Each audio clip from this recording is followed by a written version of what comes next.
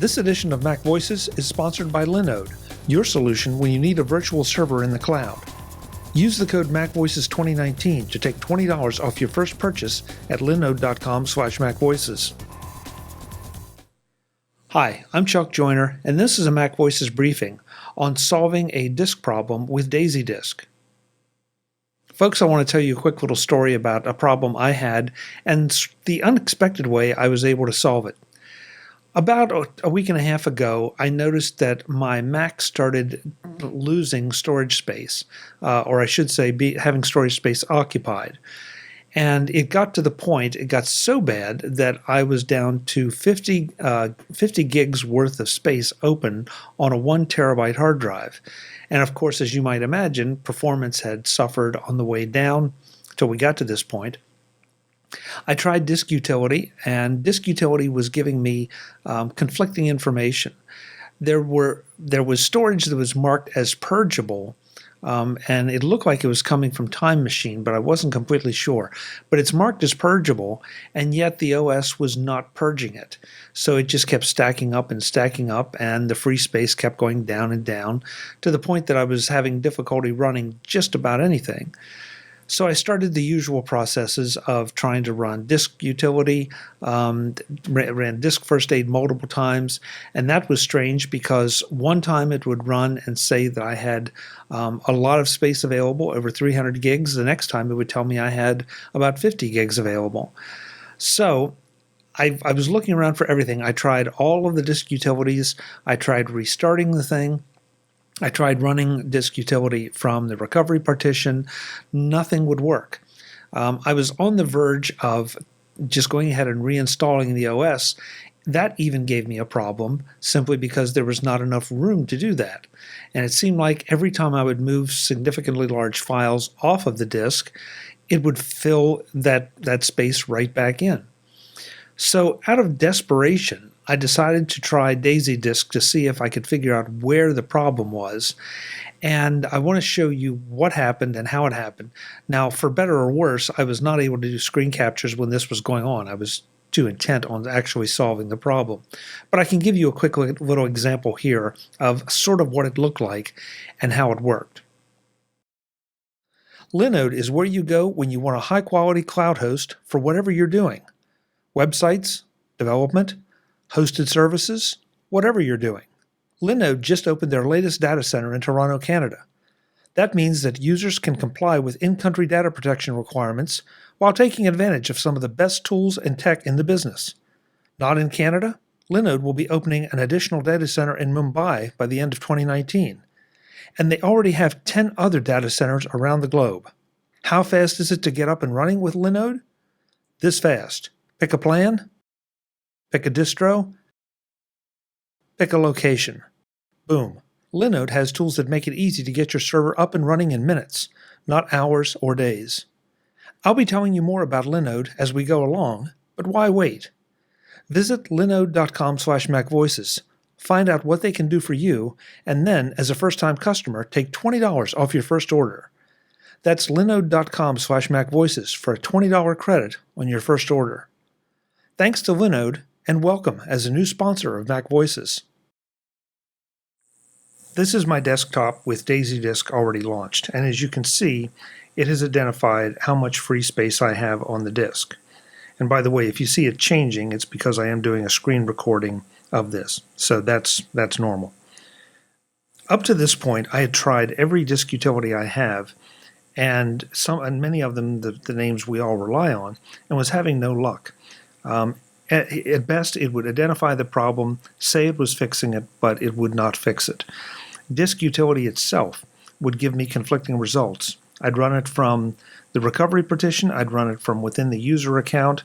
Sometimes it would say I had 50 gigs available, sometimes it would say I had 300 gigs available. But at the end of the day, that space was really not available to me because I was unable to run certain programs and perform certain actions, including a reinstall of the operating system. So in desperation, I went to DaisyDisk with the intent of locating large files that I could move off and see if I could act quick enough to fix the problem. because every time I'd move a significantly large file off, the system would seem to backfill that space right back in and just keep on chewing up my free space and listing that space as purgeable, but not purging it. If you've had any Time Machine problems, you know this is something that occasionally happens with Time Machine. I think that's where my problem was coming from, but I'm not completely sure. But at the end of the day, my purgeable space was growing, the system was not purging it the way it's supposed to, and my machine was rapidly becoming unusable. So again, back to DaisyDisk. I launched DaisyDisk with the intent of finding large files and tried to delete them so I could gain myself some working room. So I scanned the disk, and it does take a minute to scan. DaisyDisk's primary purpose is to do just that, to help you assess the way that your disk is being used, what files are taking up the most space, and purging those or deleting them if they're no longer needed. But it gives you complete control over that, over what you purge. And what you're about to see is DaisyDisk's map of my disk. So as you can see right here and now, I have a reasonably full disk, but I have a whole lot of free space. When I ran this before, however, in this hidden space category, if I clicked it, I was showing, right now it's showing purgeable space of 2.1 gig. I was showing purgeable space of over 300 gig. And so I was getting a little bit desperate here as to what to do. Well, I had noticed down here, and I'd sort of forgotten about this honestly, with DaisyDisk, that you could collect files for later deletion. If I try to do that now, it won't let me do anything as far as deleting them because I'm not an administrator. So I had to rescan as administrator, and now it would let me take that hidden space again, drag the purgeable space down there, and then it would give me this little red button that says delete. Now at this point, I felt like I had nothing to lose because the machine was borderline unusable, and I was going to have to restore from some of the clones I'd been making during the process to make sure that I didn't lose any data. Restoring those would have given me probably back the same problem, and it was one thing that I hadn't tried because that's almost as difficult to recover from as a nuke and pave. I didn't want to invest that much time if I didn't have to. So I hit delete, and DaisyDisk started to spin away. The spinning beach ball came up, but I was patient enough for just long enough to notice that the progress bar was moving. So I sat very patiently, or as patiently as one can in those situations, for about 15 or 20 minutes.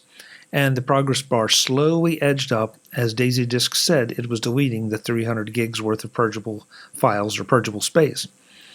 And at the end, it indicated, okay, everything's fine. I admit I was a little suspicious because some of the other disk utilities that had recognized the problem had said they were fixing it, but the space was still taken up.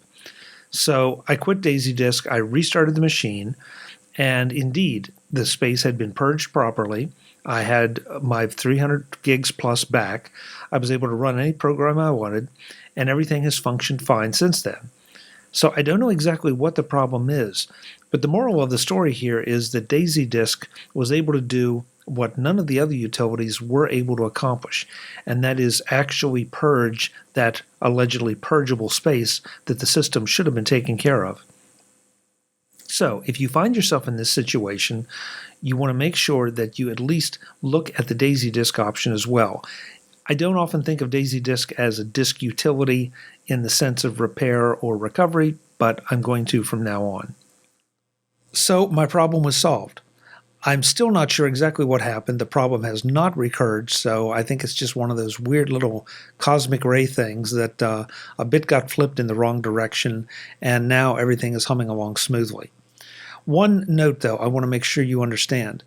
The capability of purging that data is only available if you purchase DaisyDisk directly from the manufacturer. If you have purchased the App Store version, it does not have that capability because it is doing something that Apple doesn't allow under its app guidelines.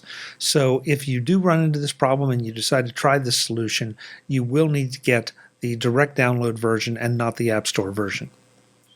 So I hope this maybe helps you because it was driving me crazy and it was borderline rendering my disk unusable. I'm Chuck Joyner. That's the MacVoices briefing for this time. Back with more soon. Thanks for watching. Visit MacVoices.com for show notes and to connect with Chuck on social media. Get involved in our Facebook group or like our Facebook page, and get more out of your Apple tech with MacVoices Magazine, free on Flipboard and on the web. And if you find value in it all, consider supporting us through either our Patreon campaign at patreon.com/MacVoices or by making a one-time donation via the PayPal link on our front page and in the show notes of each episode. You will join these fine people who help bring you MacVoices.